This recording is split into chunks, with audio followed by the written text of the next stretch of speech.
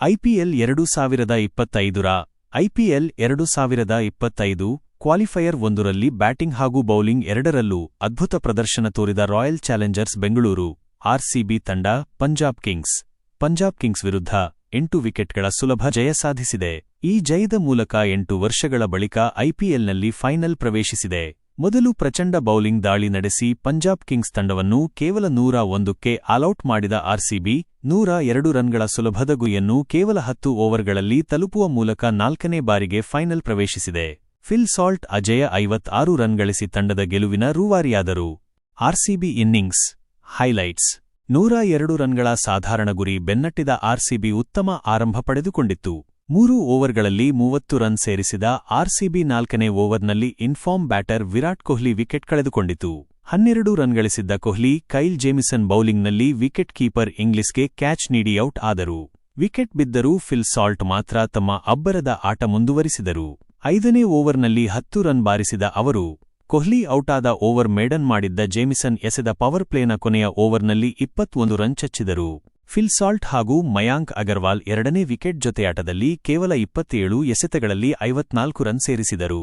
Mayank 13 ಎಸೆತಗಳಲ್ಲಿ 2 boundary 1 sixer ಸಹಿತ 19 run ಗಳಿಸಿ ಪದಾರ್ಪಣೆ ಆಟಗಾರ ಮುಷೀರ್ ಖಾನ್ ಬೌಲಿಂಗ್ನಲ್ಲಿ ಶ್ರೇಯಸ್ ಅಯ್ಯರ್ಗೆ ಕ್ಯಾಚ್ ನೀಡಿ ಔಟ್ ಆದರು.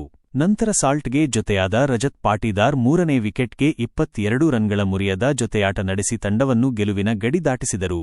ಫಿಲ್ ಸಾಲ್ಟ್ ಅಬ್ಬರ. ಬೌಲಿಂಗ್ ಸ್ನೇಹಿ ವಿಕೆಟ್ನಲ್ಲಿ ಲೀಲಾಜಾಲವಾಗಿ ಬ್ಯಾಟ್ ಬೀಸಿದ ಫಿಲ್ ಸಾಲ್ಟ್ ಪಂಜಾಬ್ ಬೌಲರ್ಗಳನ್ನ ಬೆಂಡೆತ್ತಿದ್ದರು. ಕೇವಲ 23 ಎಸೆತಗಳಲ್ಲಿ ಅರ್ಧಶತಕ ಪೂರೈಸಿದ ಸಾಲ್ಟ್ ಒಟ್ಟಾರೆ 27 ಎಸೆತಗಳಲ್ಲಿ 6 ಬೌಂಡರಿ 3 ಸಿಕ್ಸರ್ಗಳ ಸಹಿತ ಅಜೇಯ 56 ರನ್ ಗಳಿಸಿದರು. ನಾಯಕ ರಜತ್ ಪಾಟೀದಾರ್ ಮುಷೀರ್ ಖಾನ್ ಬೌಲಿಂಗ್ನಲ್ಲಿ ಸಿಕ್ಸರ್ ಸಿಡಿಸುವ ಮೂಲಕ ಇನ್ನೂ 60 ಎಸೆತಗಳಿರುವಂತೆ ಆರ್ಸಿಬಿ ಗೆಲುವು ತಂದುಕೊಟ್ಟರು. ಅವರು 8 ಎಸೆತಗಳಲ್ಲಿ ತಲಾ 1 ಬೌಂಡರಿ 1 ಸಿಕ್ಸರ್ ಸಹಿತ 15 ರನ್ ಗಳಿಸಿದರು. ಪಂಜಾಬ್ ಕಿಂಗ್ಸ್ ಪರ ಕೈಲ್ ಜೇಮಿಸನ್ ಹಾಗೂ ಮುಷೀರ್ ಖಾನ್ ತಲಾ 1 ವಿಕೆಟ್ ಪಡೆದರು.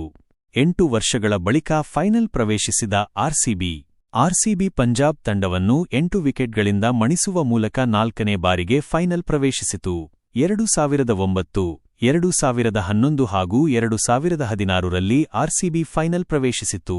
ಇದೀಗ ಐಪಿಎಲ್ನಲ್ಲಿ 4ನೇ ಬಾರಿಗೆ ಫೈನಲ್ ಪ್ರವೇಶಿಸಿದೆ. 2009ರಲ್ಲಿ ಡೆಕ್ಕನ್ ಚಾರ್ಜರ್ಸ್ ವಿರುದ್ಧ, 2011ರಲ್ಲಿ ಸಿಎಸ್ಕೆ ವಿರುದ್ಧ ಹಾಗೂ 2016ರಲ್ಲಿ ಸನ್ರೈಸರ್ಸ್ ಹೈದರಾಬಾದ್ ವಿರುದ್ಧ ಸೋಲು ಕಂಡಿತ್ತು.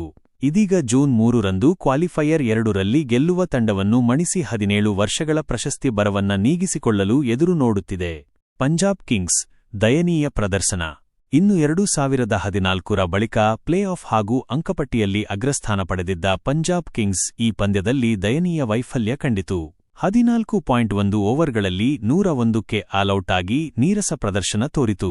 ಇಡೀ ಇನ್ನಿಂಗ್ಸ್ನಲ್ಲಿ ಮಾರ್ಕಸ್ ಸ್ಟೋಯಿನಿಸ್ 26 ಮಾತ್ರ 20ರ ಗಡಿ ದಾಟಿದರು.